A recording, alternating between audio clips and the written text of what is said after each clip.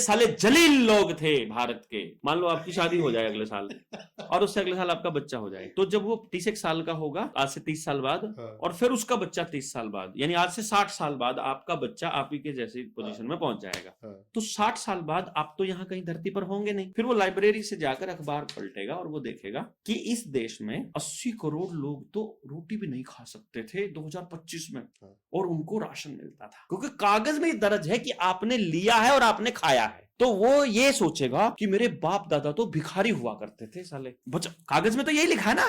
बिल्कुल। यानी कि पूरे समाज के दूसरी पीढ़ी का जो स्वाभिमान है उसके लिए प्लानिंग आज चल रही है। आपको फ्री में राशन, बच्चों के लिए पेंशन, कन्या के लिए आपको राशि मिल रही है, आप ले रहे हो। इतिहास में दर्ज हो रहा है कि देवेंद्र के पास अपनी बेटी के पालन पोषण के लिए पैसे नहीं थे, वो अपनी बेटी को बोझ समझता था, इसीलिए साला उसको पालने के पैसे लेता था सरकार से 2000 रुपया महीना। इतिहास में यह लिखा जाएगा, इतिहास में लिखा जाएगा ये हरामखोर लोग अपने बूढ़ों को सेवा नहीं कर सकते थे, इसीलिए सरकार से उनको पालने का 3000 रुपया लेते थे पेंशन के रूप में, बुढ़ापा पेंशन के रूप में। ये कुत्ते इन अपनी औरतों को नहीं संभाल पाते थे, जिनके पति मर जाते, तो इसलिए विधवा पेंशन लेना पड़ता था औरतों को। वो इतिहास में ये लिखा जा रहा है इस टाइम पर कि ये समाज इतना मरा हुआ था उस दौर में 2025 और 2020 में या 18 से जब से चला, जब ये अपने बूढ़ों को पालने का पैसा लेते थे, लड़कियों को पालने का पैसा लेते थे, बच्चों को खिलाने का पैसा लेते थे, स्कूल में पढ़ाने का पैसा लेते थे, ये उनके ब्याह में भी पैसा लेते थे, ये उनके इलाज के लिए भी पैसा लेते थे।